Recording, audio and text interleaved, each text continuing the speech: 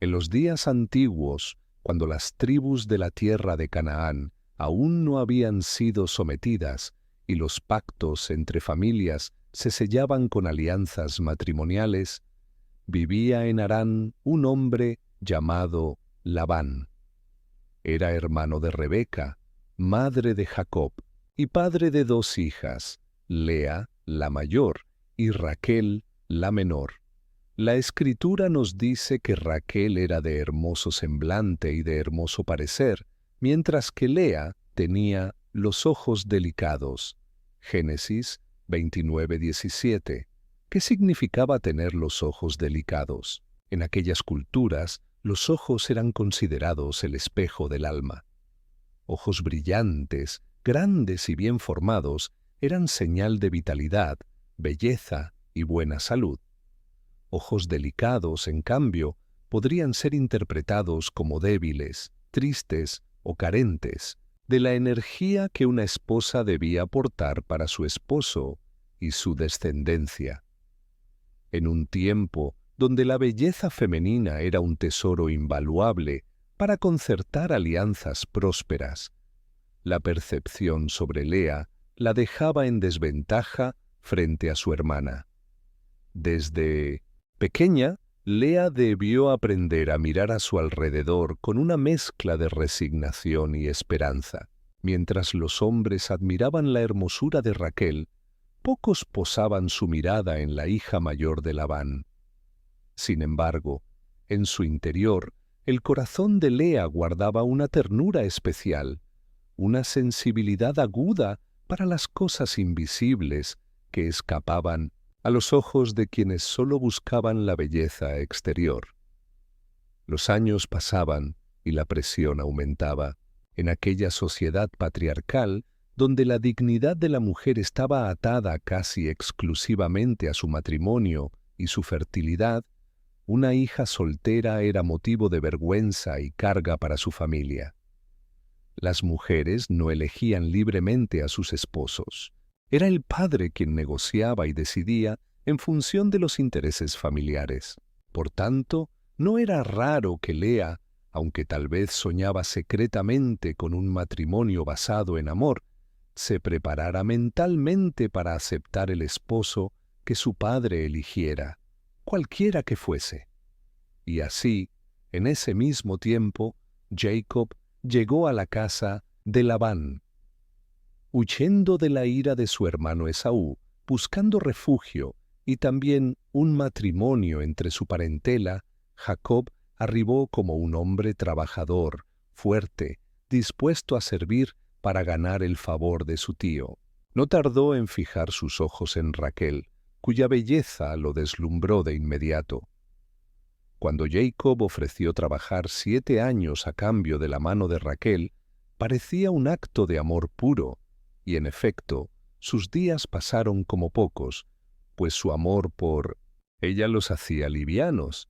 Pero ¿qué de Lea durante esos 7 años? ¿Qué de la hermana mayor, que veía cada día crecer la conexión entre su hermana y el forastero? ¿Habrá soñado alguna vez Lea con ser amada así? ¿Habrá orado en silencio para que un día alguien viera más allá de sus ojos delicados y descubriera la riqueza de su corazón? La noche de bodas llegó. 7 años de trabajo habían culminado y Jacob reclamó su recompensa. Sin embargo, Labán, movido quizás por la desesperación de casar a su hija mayor antes que a la menor, como dictaban algunas tradiciones del cercano Oriente, ideó un plan audaz y a los ojos humanos injusto. El banquete fue preparado y la fiesta, con sus abundantes viandas y vino, facilitó el ambiente para el engaño. Cuando la noche oscureció y la tienda nupcial aguardaba, Labán envió a Lea, cuidadosamente velada, a los brazos de Jacob. Quizás Lea temblaba mientras avanzaba. Quizás su corazón se debatía entre la obediencia a su padre y el miedo a ser descubierta. En aquellas culturas, la obediencia filial era ley. Desobedecer al padre era deshonra, vergüenza pública y podría implicar rechazo o castigo severo. ¿Habrá llorado Lea esa noche? ¿O habrá escondido su dolor bajo la sombra del velo, consolándose con la esperanza de que tal vez con el tiempo Jacob llegaría a amarla? Pero la mañana siguiente trajo consigo la cruda verdad. Cuando Jacob, al amanecer, vio a Lea, la indignación llenó su pecho. «¿Qué es esto que me has hecho?», reclamó a Labán. Génesis 29:25. Y Labán, en su fría astucia, respondió: «No se acostumbra en nuestro lugar dar la menor antes que la mayor. Cumple la semana de esta, y se te dará también la otra, por el servicio que harás conmigo otros 7 años más». Génesis 29, 26, 27. En un abrir y cerrar de ojos, el destino de Lea fue sellado. Casada con un hombre que no la había elegido, que no la amaba, y que a partir de ese momento tendría que compartir su hogar, su vida y sus anhelos con su hermana, la preferida. ¿Cómo habrá sido esa primera mañana para Lea? ¿Con qué peso se habrá levantado de su lecho, sabiendo que su esposo lamentaba tenerla como esposa? Quizás no hubo palabras. Quizás los silencios de Jacob fueron más dolorosos que cualquier reproche. Pero Lea, con su corazón sensible, comenzó a caminar un sendero que pocas mujeres comprenden: ser menospreciada por los hombres, pero amada y vista por Dios. Desde ese momento, la vida de Lea se dividió en 2 dimensiones: una visible, marcada por el rechazo, y otra invisible, fortalecida en el secreto, donde Dios mismo la observaba con compasión. Ella no sería la elegida de Jacob, pero sería elegida por Dios para una misión mayor. Sería madre de reyes, antepasada de un Mesías que vendría a salvar al mundo. Aquí comienza la verdadera historia de Lea. Una historia no de cuentos de hadas, sino de dolor, resiliencia, fe y recompensa eterna. Cada día, en la tienda de Jacob, el amanecer traía a Lea el mismo recordatorio. Ella no era la amada, el rostro de su esposo, la frialdad de sus gestos, las miradas furtivas hacia la tienda de Raquel. Todo era un eco de su realidad. Aunque su cuerpo había sido entregado a Jacob, su corazón permanecía cerrado para ella. En el antiguo mundo semítico, el amor no era siempre una expectativa dentro del matrimonio. A menudo, la alianza familiar, la dote y el estatus social prevalecían sobre el afecto. Sin embargo, en el corazón de Lea, frágil, sensible, profundamente humano, latía el anhelo universal. Ser amada, ser elegida no por conveniencia, sino por amor. Raquel, con su belleza deslumbrante, caminaba como una reina entre las tiendas del campamento. Su risa ligera, sus ojos brillantes y su gracia natural contrastaban con la discreta presencia de Lea, cuyos ojos delicados parecían humedecerse con facilidad. No era difícil para Lea ver la preferencia de Jacob, en sus gestos, en sus prioridades, en su silencioso desprecio. ¿Acaso no se estremecía su corazón cada vez que Jacob pasaba de largo buscando la mirada de Raquel? ¿No ardía su alma cuando oía las dulces palabras que no eran para ella? ¿No lloraba en silencio bajo su velo por la noche, preguntándose por qué su vida debía estar marcada por la indiferencia? Pero había algo más devastador: el desprecio sutil de su entorno. Los sirvientes, los familiares, los visitantes, todos parecían saber que Lea era la esposa no deseada. Algunos tal vez la miraban con lástima, otros con desdén.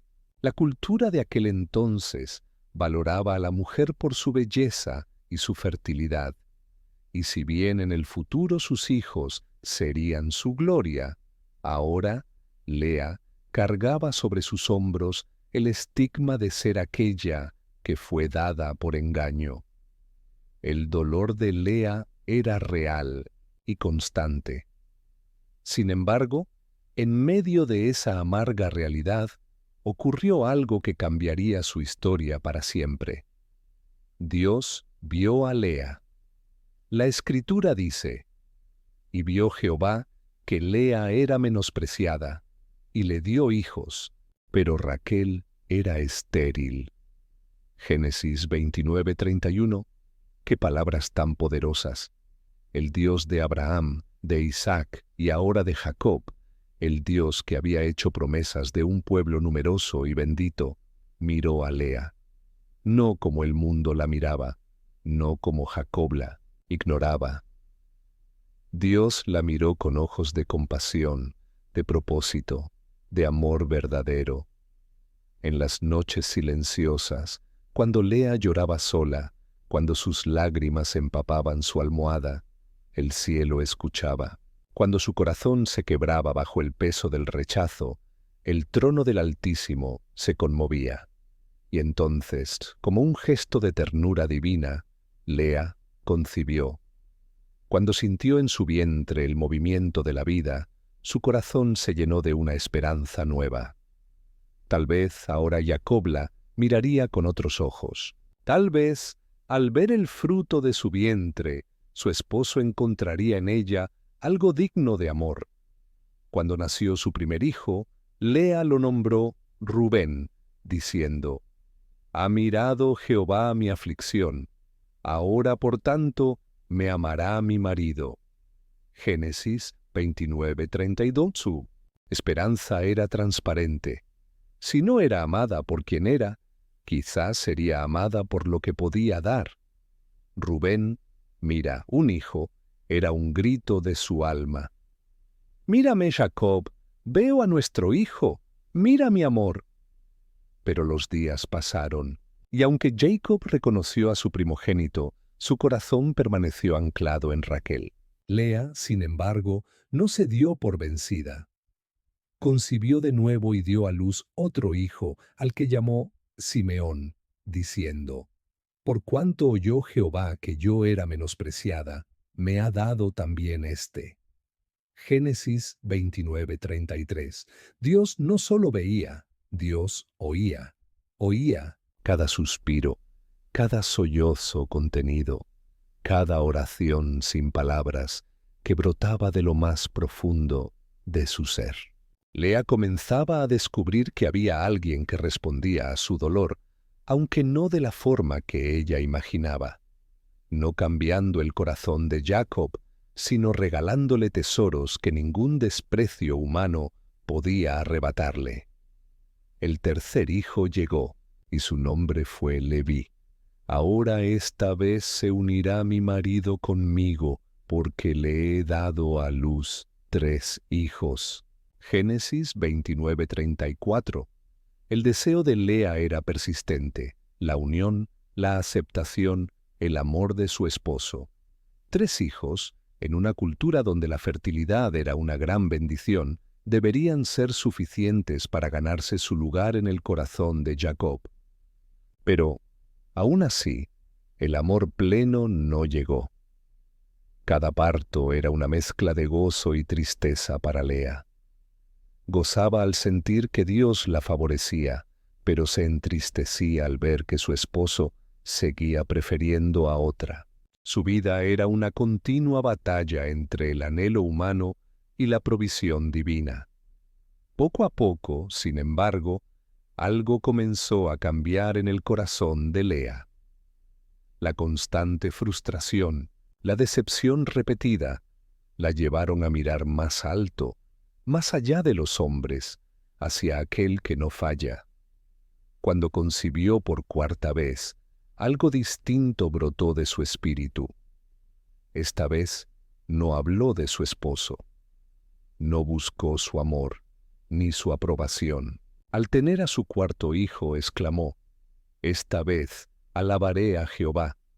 Génesis 29:35, y llamó al niño Judá.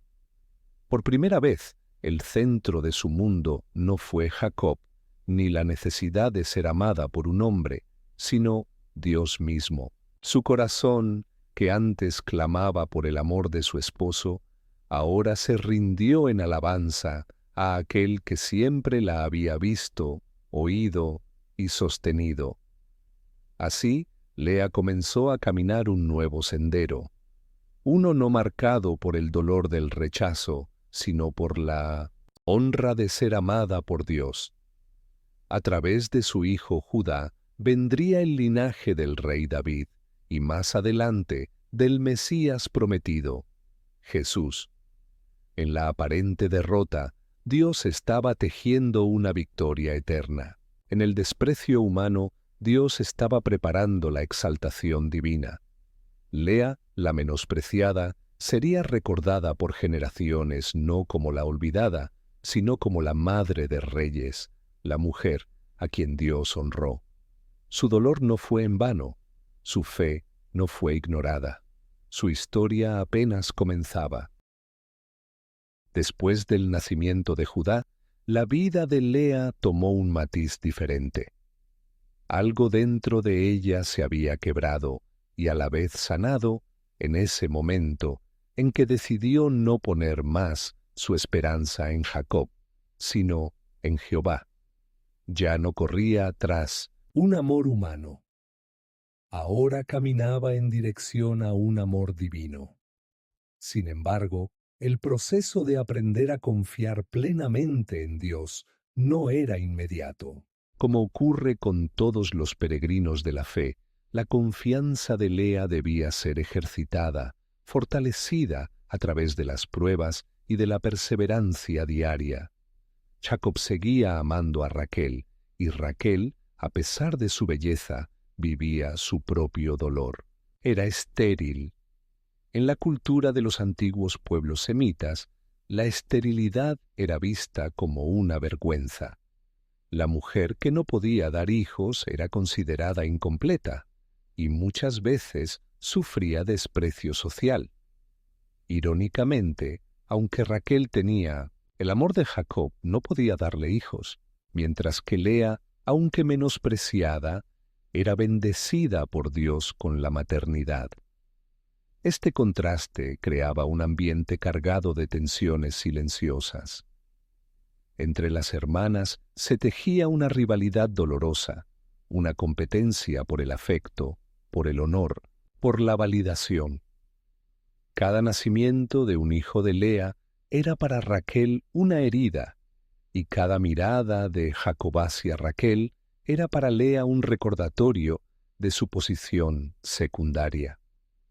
No obstante, Lea empezaba a ver las cosas con otros ojos. Cada vez que sus hijos correteaban alrededor del campamento, cada vez que su risa infantil llenaba el aire, Lea encontraba razones para agradecer. Cada pequeño abrazo, cada palabra torpe pronunciada por sus pequeños, era un testimonio viviente de que Dios no la había olvidado. A través de ellos, Dios le susurraba: «Te he visto, te he amado, te he escogido». En su corazón, las prioridades comenzaban a reorganizarse. Ya no vivía solo para complacer a Jacob, sino para criar a sus hijos en la fe, para enseñarles a reconocer a Jehová como el único Dios verdadero. Quizás ella misma había crecido en un hogar donde se rendía culto a los ídolos, como después demostraría el robo de Raquel. Pero ahora, como madre, Lea podía sembrar una nueva semilla en su descendencia, la semilla de la fidelidad al Dios de sus padres. Así, en medio de su vida común, cocinando, lavando, educando, trabajando, Lea edificaba algo eterno. No lo sabía aún, pero cada palabra que enseñaba, cada oración que elevaba, cada acto de fe que modelaba delante de sus hijos, estaba forjando a los hombres que serían cabezas de las tribus de Israel. Día a día, Lea aprendía a confiar. No confiaba en su posición, que era frágil. No confiaba en el amor de su esposo, que era parcial. Confiaba en Dios, que era fiel, inmovible, eterno. Una tarde, mientras sus hijos jugaban, tal vez Lea se apartaba a la sombra de una palmera, y allí, en la soledad, derramaba su alma ante Jehová. No siempre con palabras, a veces solo con lágrimas, a veces solo con un suspiro profundo. La oración de Lea ya no era un clamor de desesperación, sino un acto de entrega. Algo así como: Señor, si me amas, eso me basta. Si me ves, yo descansaré. Si me escuchas, yo alabaré. Esta confianza, nacida del dolor, no era algo frágil.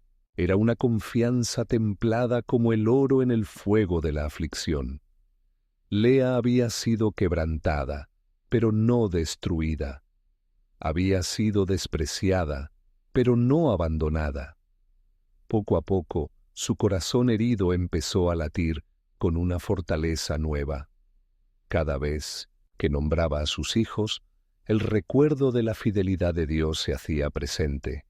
Rubén: Dios ha visto mi aflicción. Simeón: Dios ha oído que era menospreciada. Leví: Dios me ha unido a mi esposo. Judá: Esta vez alabaré a Jehová. Cada nombre, cada pequeño testimonio, era un altar de memoria para Lea, un recordatorio de que Dios se involucraba activamente en su vida. Cuando las dudas regresaban, porque, como todo ser humano, había días grises, Lea tenía algo firme a qué aferrarse: la historia de la intervención de Dios en su vida. Ella no se sostenía en su belleza, ni en su éxito social, ni en su estatus como esposa de Jacob. Se sostenía en el recuerdo de que Dios veía, oía, respondía y amaba. Ese era su tesoro. Y ese tesoro, aunque invisible a los ojos de los hombres, era el que la estaba transformando. Lea no era ya solo la hija mayor de Labán. No era solo la de los ojos delicados. No era la esposa menos amada. Era la mujer mirada por Dios. Era la madre de reyes. Era la hija amada del Altísimo. Cada vez que abrazaba a Rubén, Simeón, Leví o Judá, Lea abrazaba la fidelidad de Dios. Cada sonrisa de sus hijos era una promesa cumplida. Cada noche que cerraba los ojos en oración era una declaración de victoria sobre la amargura. Su aprendizaje no era fácil. Había días de retroceso, de dolor renovado, de anhelos humanos que volvían a latir. Pero en lo profundo, como un río subterráneo que nunca se seca, fluía una fe cada vez más firme. Lea estaba aprendiendo a confiar no en lo que veía, sino en aquel que la veía. Y ese aprendizaje sería la base sobre la cual Dios construiría cosas más grandes de lo que ella jamás hubiera podido imaginar.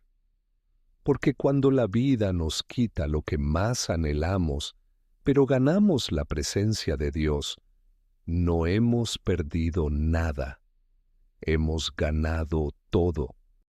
Aunque Lea había aprendido a confiar más en Jehová que en los hombres, la vida no se detuvo para esperar su sanidad completa. El mundo seguía girando y las tensiones dentro del hogar de Jacob se volvían cada vez más palpables. La rivalidad entre Lea y Raquel no era una disputa ordinaria, era una herida abierta, una competencia silenciosa y dolorosa que se vivía en cada gesto, en cada palabra no dicha, en cada hijo nacido o no nacido. La Escritura nos relata que Raquel, viendo que no podía dar hijos a Jacob, envidiaba a su hermana y llegó a decirle: «Dame hijos, o si no, me muero». Génesis 31. Qué palabras tan cargadas de desesperación y depresión. Raquel, que poseía la belleza y el amor de Jacob, ahora sentía que carecía de lo más importante, la bendición de la fertilidad. Por su parte, Lea, aunque menos amada, era la madre de 4 hijos que llenaban de vida el campamento.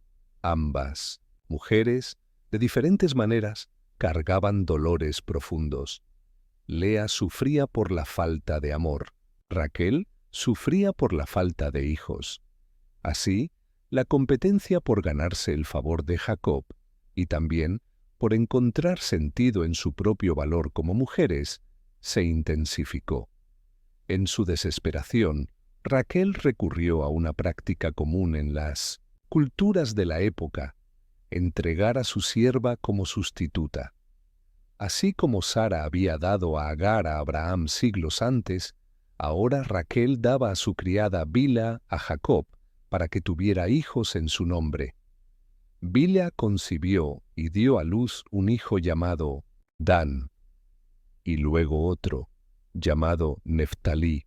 Raquel sintió que de alguna manera estaba compensando su carencia. Al ver esto, Lea, que por un tiempo había dejado de concebir, también actuó. Entregó a su propia sierva, Silpa, a Jacob. Silpa concibió y dio a luz a Gad, y luego a Aser. Los hijos seguían naciendo, pero la paz seguía distante. Era una guerra sorda, no de espadas, sino de vientres, de esperanzas, de heridas abiertas. Una guerra donde cada hijo era a la vez una bendición y una declaración de victoria parcial. En medio de esa competencia, un pequeño episodio revela mucho del corazón de Lea. Un día, durante la cosecha de trigo, Rubén, su hijo mayor, encontró unas mandrágoras en el campo y las llevó a su madre. En aquel tiempo, las mandrágoras eran consideradas plantas de fertilidad, casi mágicas, capaces de ayudar a concebir. Raquel, al verlas, pidió a Lea que se las diera. La respuesta de Lea fue cargada de amargura. ¿Te parece poco haberme quitado mi marido, y ahora también te llevarás las mandrágoras de mi hijo? Génesis 30:15. ¿Cuánto dolor había detrás de esas palabras? Aunque Raquel tenía el corazón de Jacob, todavía deseaba lo que Lea poseía, su capacidad de dar vida. Finalmente, llegaron a un acuerdo. Raquel dejaría que Lea pasara una noche con Jacob a cambio de las mandrágoras. Esa noche, Lea fue al encuentro de su esposo y le dijo: «Debes venir a mí, porque a la verdad te he alquilado por las mandrágoras de mi hijo». Génesis 30:16. Unas palabras duras, impregnadas de la conciencia de su realidad. No era buscada, no era amada, era simplemente tolerada. Sin embargo, Dios, siempre atento a los quebrantados, no se apartó de Lea y volvió a concebir. La Escritura nos dice: «Y oyó Dios a Lea, y concibió, y dio a luz el 5.º hijo a Jacob». Génesis 30:17. Ella lo llamó Isacar, diciendo: «Dios me ha dado mi recompensa, por cuanto di mi sierva a mi marido». Génesis 30:18. Y nuevamente concibió, y dio a luz otro hijo, Zabulón, diciendo: «Dios me ha dado una buena dote. Ahora morará conmigo mi marido, porque le he dado a luz 6 hijos». Génesis 30:20. Además, Lea dio a luz una hija llamada Dina.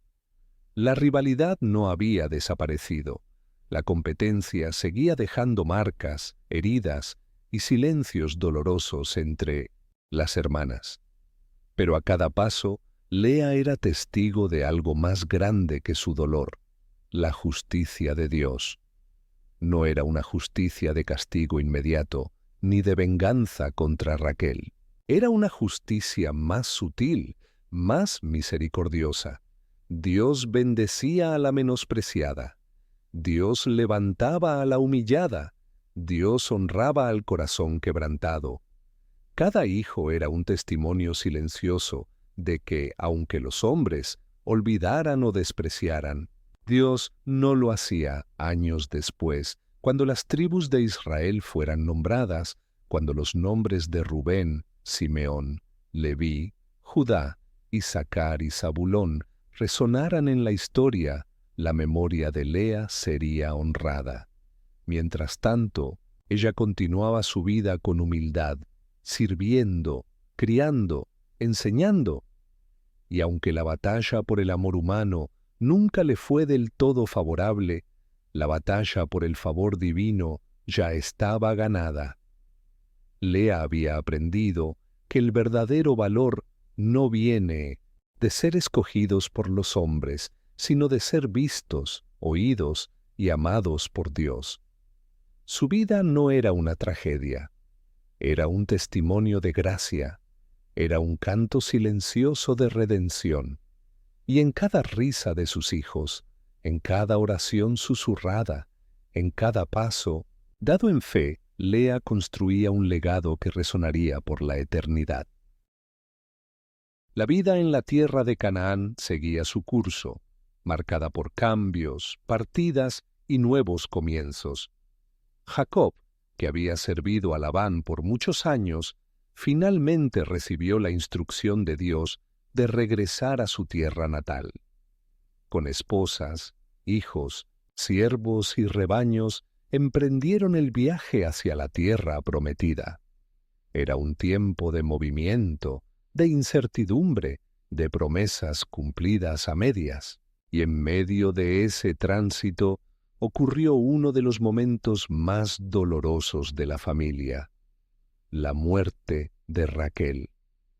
Raquel, aquella mujer que había capturado el corazón de Jacob desde el primer momento, había anhelado durante años ser madre.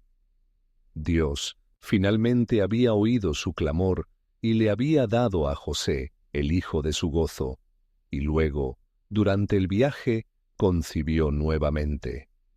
La caravana avanzaba lentamente. El calor del desierto, el cansancio de la jornada y la presión del embarazo pesaban sobre Jacob. Cuando llegaron cerca de Efrata, que más tarde sería conocida como Belén, el dolor del parto se desató con fuerza implacable. Las mujeres se apresuraron a asistirla. Lea, aunque quizás marcada por el pasado de rivalidad, no era indiferente al dolor. Era, después de todo, una madre también, y conocía los riesgos que una mujer enfrentaba en el parto en aquellas tierras áridas y peligrosas. La partera, viendo la gravedad de la situación, intentó consolarla. «No temas, que también tendrás este hijo». Génesis 35:17. Pero el rostro de Raquel ya había palidecido. La vida se escapaba de ella como agua entre los dedos. En su último aliento, Raquel llamó a su hijo Benoni, hijo de mi dolor, un nombre que condensaba la tristeza de su partida, la mezcla de alegría y tragedia, la ironía de dar vida mientras se perdía la propia. Jacob, abrumado por el dolor, cambió el nombre a Benjamín, hijo de mi mano derecha, intentando redimir, de algún modo, la sombra que había caído sobre su nacimiento. Raquel murió allí, en el camino. No alcanzó a ver a su hijo crecer, ni a experimentar la madurez de la familia que tanto había anhelado construir. Jacob, profundamente herido, sepultó a Raquel junto al camino de Efrata y levantó un pilar sobre su tumba, un recordatorio de su amor y su pérdida. Hasta el día de hoy, dice la Escritura, ese pilar señala la tumba de Raquel, Génesis 35, 19, 20. Y Lea quedó. Lea, la mujer que siempre había estado en un segundo plano, ahora ocupaba un lugar silencioso, pero fundamental en la vida de Jacob y sus hijos. En la caravana, mientras la tristeza envolvía a todos, era Lea quien sostenía a los niños pequeños, quien organizaba las tiendas, quien consolaba con su presencia discreta. Era ella quien continuaba el tejido de la vida cuando la muerte había rasgado sus hilos de forma abrupta. Ahora, sin Raquel, el corazón de Jacob quizá miraba a Lea con ojos diferentes, no con la pasión arrebatadora de su juventud, sino con la gratitud de quien reconoce en la fidelidad y la constancia un amor más profundo que la atracción física. Lea no había conquistado a Jacob, pero había resistido el tiempo, el desprecio, las pruebas. Había criado a sus hijos, había mantenido su fe, había sembrado vida donde otros solo veían derrota. Ahora, sus hijos eran jóvenes fuertes. Rubén, el mayor, caminaba con la responsabilidad reflejada en su rostro. Simeón y Leví, a su manera impulsiva, velaban por la familia. Judá, con su temperamento de liderazgo, comenzaba a destacar como voz entre sus hermanos. Los hijos de Raquel, José y Benjamín, aún pequeños, encontraron en Lea y en sus hijos el sustento que necesitarían para crecer en medio de una familia marcada por el duelo. Lea fue madre también para ellos. No hay registro explícito en las Escrituras de los sentimientos exactos de Lea en esos momentos. Pero podemos imaginar, por todo lo que sabemos de ella, que su corazón estuvo lleno de compasión. Ella, que había conocido el dolor de la soledad, entendía mejor que nadie el peso de la pérdida. Ella, que había sentido el frío del rechazo, sabía cómo envolver en calor a los que quedaban sin madre. La vida seguía, aunque diferente. El campamento volvió a avanzar, dejando atrás la tumba de Raquel, pero llevándose consigo las lecciones del dolor. Lea, la mujer de los ojos delicados, no había alcanzado la gloria en un momento de exaltación, sino en una vida de fidelidad cotidiana. Su fuerza estaba en su permanencia, su victoria estaba en su siembra constante. Su gloria estaba en su fe silenciosa. Ahora, más que nunca, Lea entendía que su vida había sido tejida por la mano de un Dios que ve más allá de la apariencia, más allá de la competencia, más allá de las heridas. Lea había ganado algo más precioso que la aprobación de los hombres. Había ganado el favor eterno de Dios. La familia de Jacob, aunque fragmentada por pasiones humanas, avanzaba hacia su destino profético, convertirse en un gran pueblo, el pueblo de Israel. Y en ese propósito divino, Lea tendría un lugar de honor reservado, aunque ella misma aún no lo sabía. Porque en la economía de Dios no son los favoritos de los hombres quienes escriben la historia eterna, sino los fieles, los constantes, los quebrantados que confían en su amor hasta el final. La vida de Lea fue una larga caminata de lágrimas silenciosas, de esperas dolorosas y de aprendizajes profundos. Una vida que, al verla superficialmente, podría parecer triste, opacada, marcada por el rechazo humano. Pero en el cielo, la historia de Lea se escribe con otra tinta, la de la fidelidad, la esperanza y la redención. Cuando Lea concibió por cuarta vez y al dar a luz a Judá exclamó: «Esta vez alabaré a Jehová». Génesis 29:35, con esas palabras marcó un cambio en su corazón. Un cambio que no dependía de las circunstancias, de si Jacob la amaba o no, de si era admirada o no. Era una decisión profunda, centrar su vida en Dios, no en los hombres. Ese fue el momento de mayor triunfo en toda su vida. No cuando tuvo más hijos. No cuando Jacob tal vez comenzó a mirarla con respeto, sino cuando en su interior ella eligió a Jehová como su fuente de alegría y valor. Esa es la verdadera grandeza. Lea no dejó que su dolor la definiera. No dejó que su rechazo se convirtiera en resentimiento. No permitió que su soledad apagara su fe. Ella encontró algo que muchas personas, incluso en su tiempo y también hoy, nunca encuentran: la libertad de descansar en el amor de Dios. Cuando eligió alabar a Jehová, Lea dejó de ser una víctima de las circunstancias y se convirtió en una mujer victoriosa en el espíritu. Su alabanza fue un acto de guerra espiritual. Fue una declaración: no viviré esperando que un hombre me dé valor. Mi Dios ya me lo ha dado. No buscaré llenar mi vacío en la aprobación humana. Jehová ha llenado mi copa hasta rebosar. Y así Lea pasó de ser la menospreciada a ser la honrada por Dios. Su vida nos enseña tanto hoy. Cuando nos sentimos ignorados, despreciados o insuficientes, el mundo nos grita que nuestro valor depende de cuán amados o exitosos seamos. Pero Lea nos recuerda que nuestro valor verdadero viene de ser conocidos y amados por el Creador del universo. Cuando nuestros sueños humanos se rompen, cuando las personas nos fallan, cuando no alcanzamos lo que esperábamos, podemos elegir lo que Lea eligió: alabar a Jehová. Esa alabanza no ignora el dolor, no finge que no existe tristeza, sino que mira el dolor a los ojos y declara: aún aquí Dios es digno.